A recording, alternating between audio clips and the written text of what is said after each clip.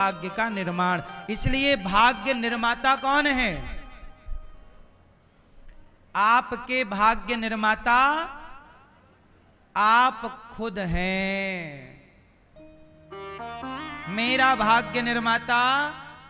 अब आप फिर सवाल कर सकते हैं कि यदि अपना अपना भाग्य हम सबने लिखा तो फिर भगवान क्या करते हैं? तो आओ ये भी आपको उत्तर दे दूं। भगवान का काम इतना है, जैसे अपराधी जब अपराध करता है तो जज साहब उसे फांसी की सजा देते हैं या उम्र कैद की सजा देते हैं या तो बाइज्जत बरी करते हैं। बोलो हाँ। तो अब बताइए, जज ने किसी को फांसी दी तो क्या उस अपराधी की जज से कोई पर्सनल दुश्मनी थी?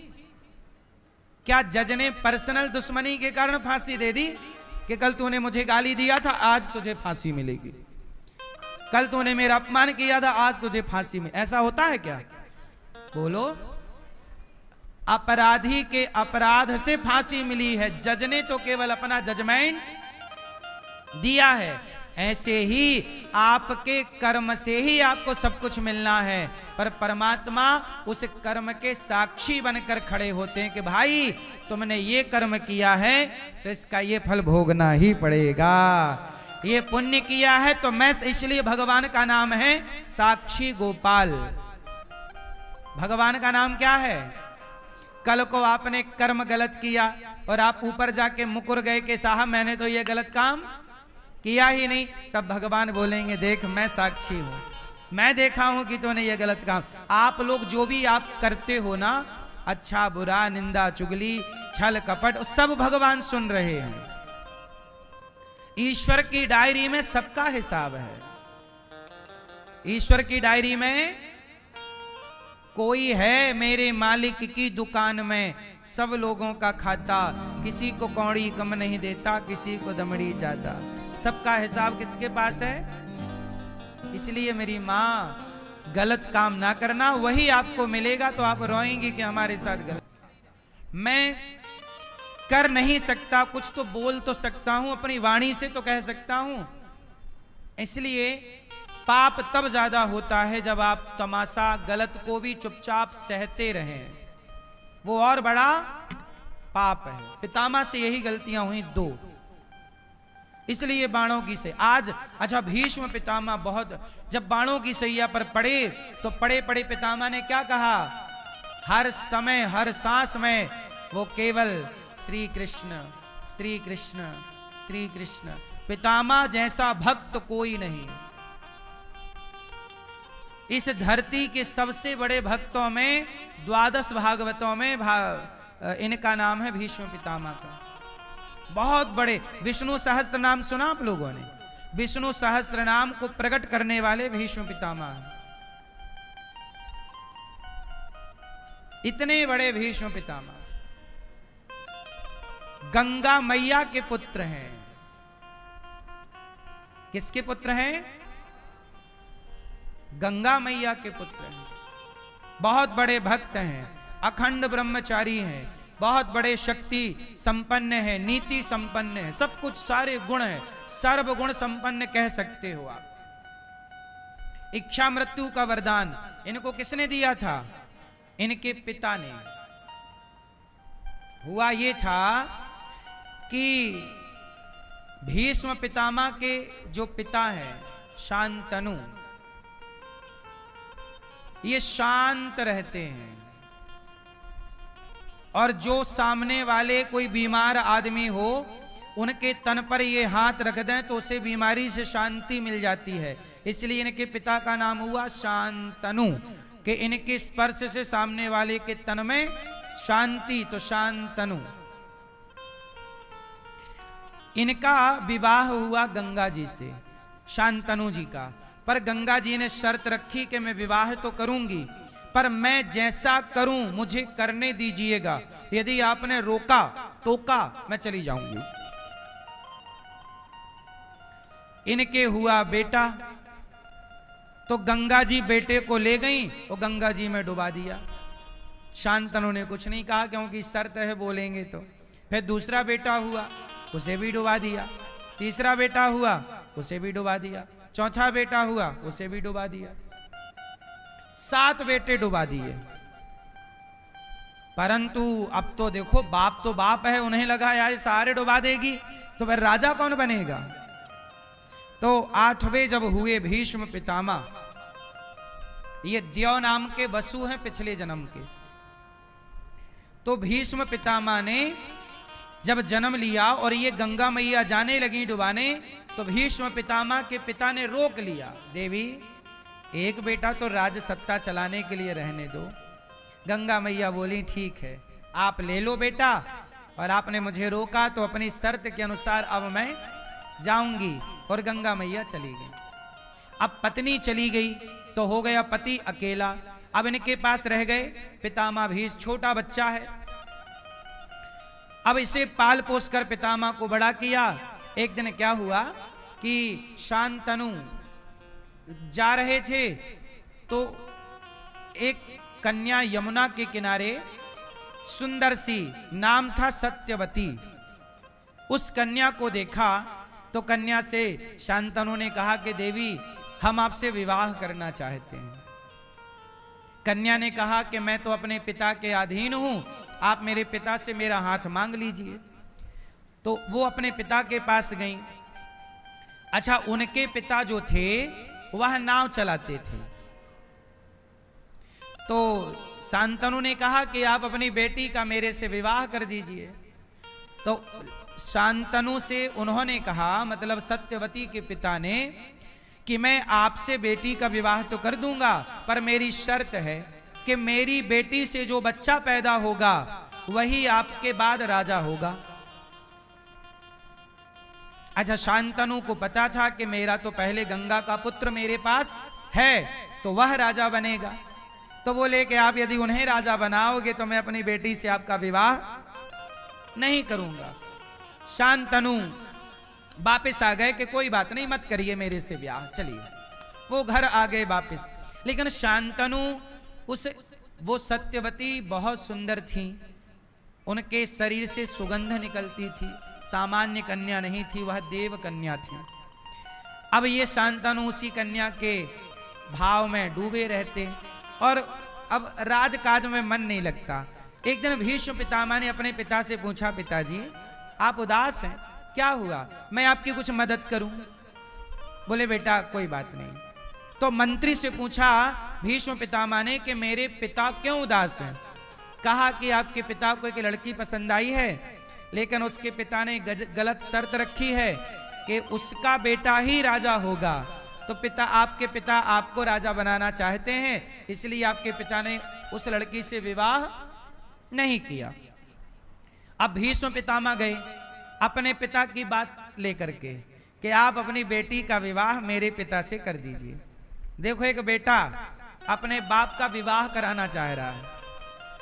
तो पितामह गए अपने पिता के विवाह का रिश्ता लेकर के गए कि मेरे पिता से आप अपनी बेटी का विवाह करिए। तो उन्होंने फिर अपनी शर्त रखी लड़की के पिता ने कि मेरी बेटी से जो बेटा होगा वही राजा बनेगा। भीष्म पितामह बोले हाँ, मैं आपको वचन देता हूं कि आपकी बेटी का जो बेटा, आपकी बेटी से जो बेटा होगा वही राजा बनेगा, मैं राजा नहीं बनूंगा। तो केवट ने कहा कि चलो आप राजा नहीं बनोगे, पर आपका जब बेटा हो जाएगा तो वो राजा बन जाएगा, इसके बेटे को हटाकर।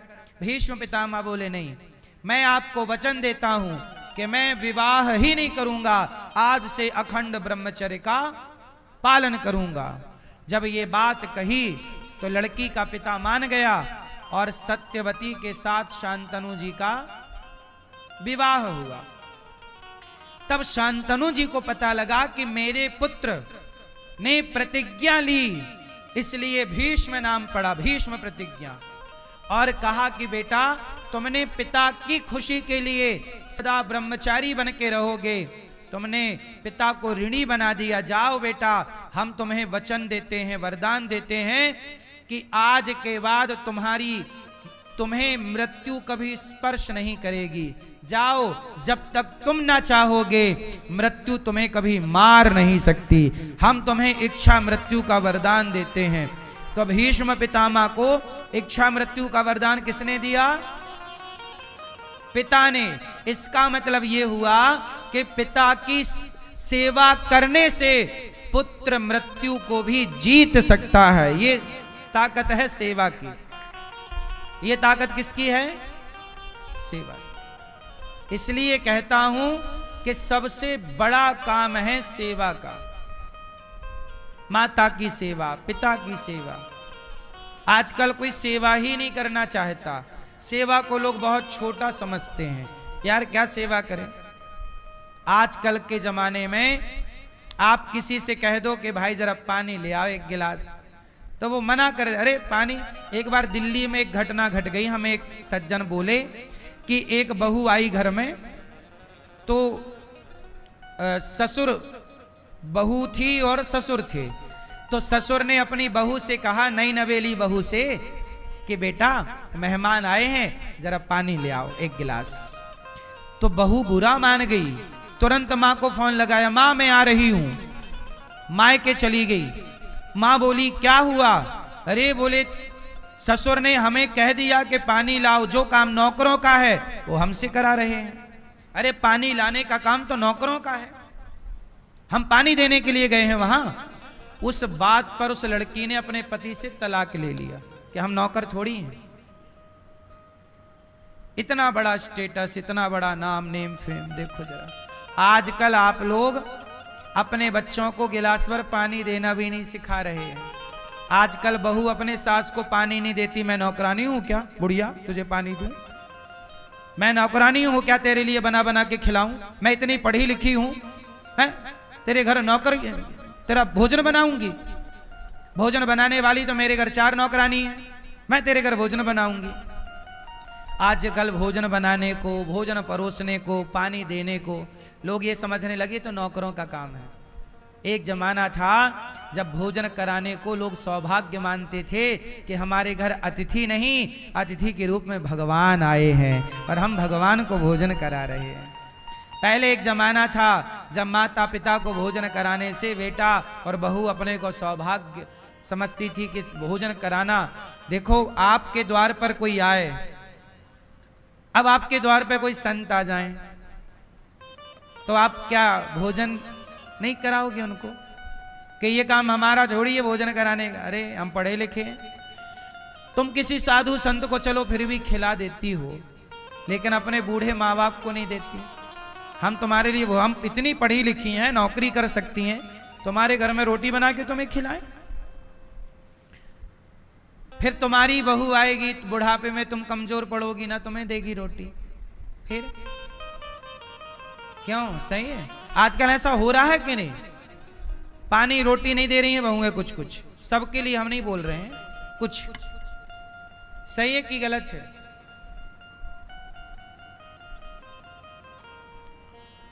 इसलिए मेरी मां,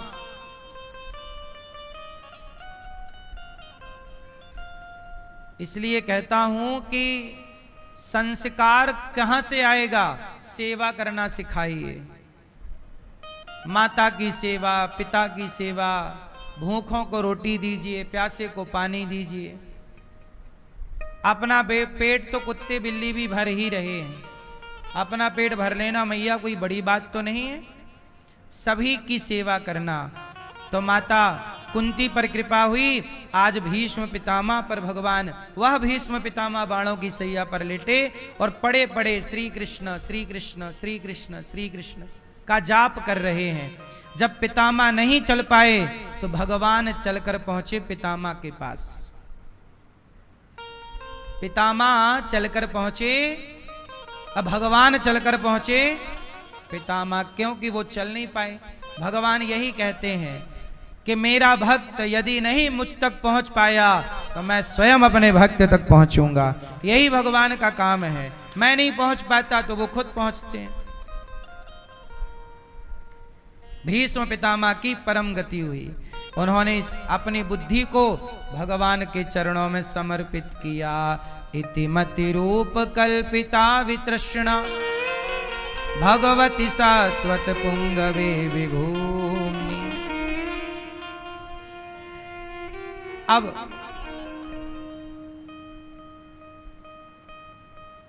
भगवान द्वारिका गए और जब द्वारिका पहुंचे तो भगवान का बहुत स्वागत हुआ। पांचों पांडव स्वर्गारोहण के लिए निकले और कुंती बुआ ने भगवान कृष्ण के जाते ही, लीला पूरी करके जाते ही कुंती बुआ ने प्राण त्याग दिए और यह युग समाप्त हो गया। एक महापुरुष के जाते ही युग समाप्त होता है, याद रखिएगा।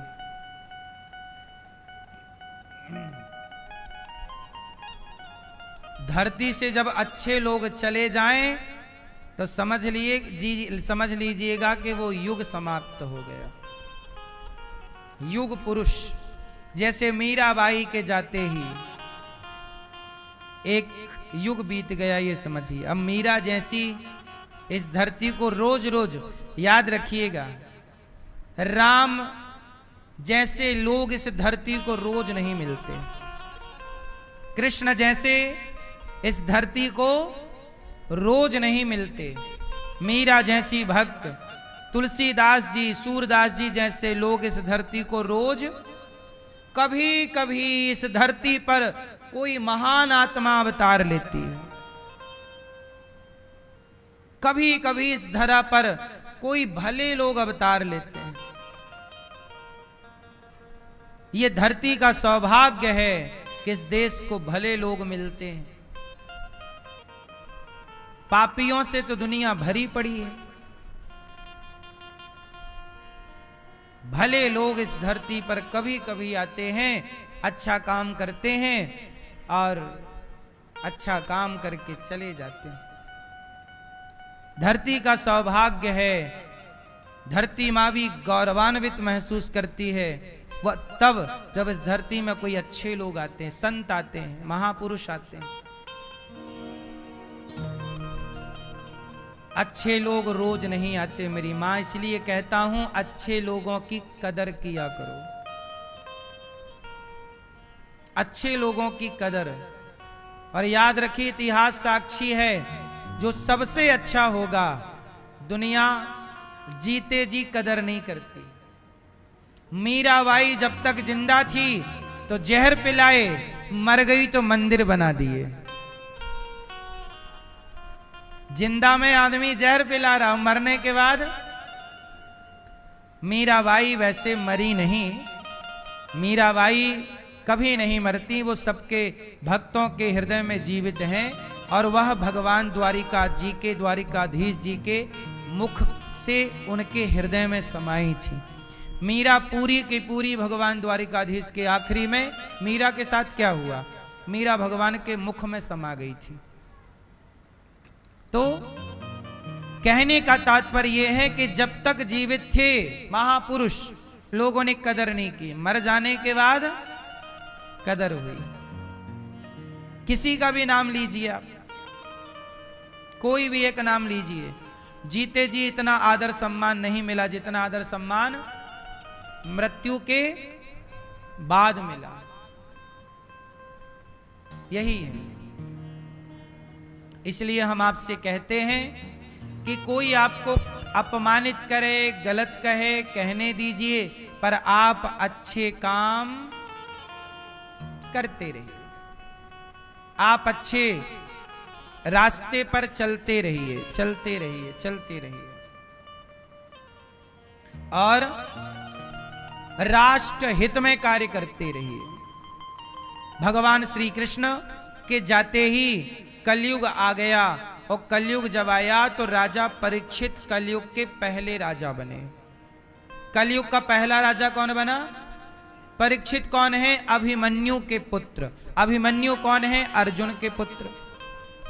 अर्जुन पुत्र अभिमन्यु, अभिमन्यु पुत्र परीक्षित। परीक्षित के द्वारा शासन संभाला गया और धर्म की स्थापना की। एक दिन राजा परीक्षित ने देखा कि एक आदमी गाय को मार रहा था। किसको मार रहा था? किससे? लात से, पादप प्रहार, पांव से गाय को मार रहा था और बछड़े को भी मार रहा था। तो राजा परीक्षित ने कहा, भाई साहब आप कौन हैं जो हमारी गाय को मार रहे हैं? बोला, मैं कलयुग हूं। कौन हूं मैं? कलयुग अभी आया है ना, कलयुग है, कलयुग हूं मैं, कलयुग। अच्छा, तो गाय को क्यों मारते हो? क्योंकि कलयुग बोला कि जहां गाय रहती है वहां मुझे रहने नहीं देती। कलयुग का स्वभाव है, कलयुग गाय को रहने नहीं देता, इसलिए आज गौ हत्या खूब होती है। गाय पर अत्याचार कलयुग के पहले दिन से स्टार्ट हो गया। कलयुग जिस दिन आया तो सबसे पहला अत्याचार किस पर स्टार्ट हुआ? गाय पर। और आज 5,500 साल हो गए, आज तक वो गौ माता पर अत्याचार कंटिन्यू है, चल रहा। गाय। तो राजा परीक्षित ने कहा तूने हमारी गाय को मारा है इसलिए हम तुझे मार डालेंगे। तलवार निकाल ली, परीक्षित जी ने कहा मैं तुझे मार डालूंगा, कलयुग तुझे आज मैं नष्ट कर दूंगा। कलयुग बोला महाराज मेरे में लाख बुराई है पर मेरे में कुछ अच्छाइयां हैं। क्या अच्छाई है? अच्छा बताओ, कलयुग अच्छा है कि बुरा है? मैया, ओ मेरी प्यारी मां, कलयुग अच्छा है कि बुरा है?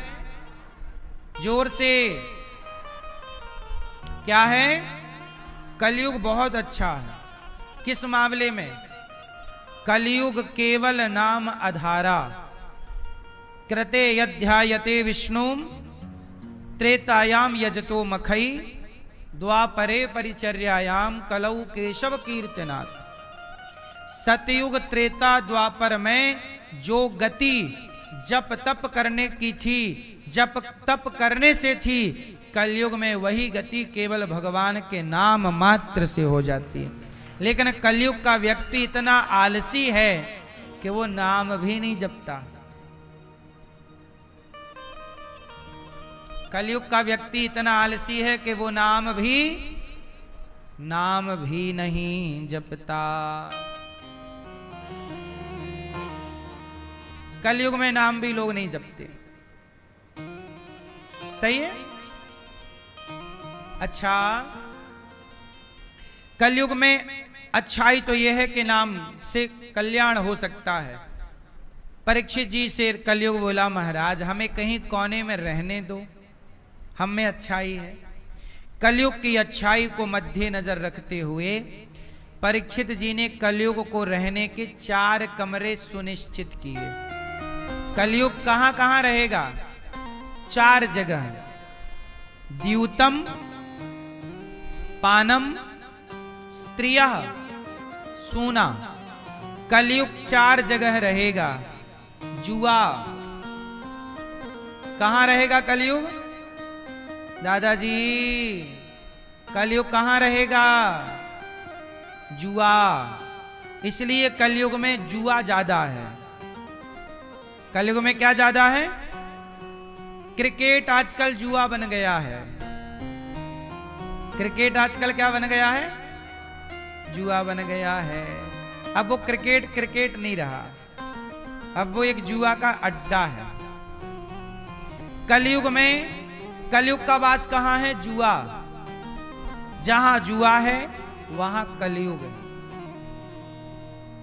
द्यूतम, पानम, कलयुग का दूसरा स्थान है शराब। क्या है? शराब है। जहां शराब है वहां कलयुग है। तो आप लोग पीते हो शराब? भाई आप शराब पीते हो? भाई आप शराब पीते हो? चश्मा वाले भैया, आप पीते हैं शराब? हाँ या ना? ऐसे ऐसे में समझ में नहीं आ रहा है। ऐसे करिए, पीते हैं कि नहीं? आप पीते हैं? नहीं, नहीं पीते, नहीं पीते। बगल वाले भैया चश्मा वाले, आप पीते हो? आपके बगल वाले ये पीते हैं?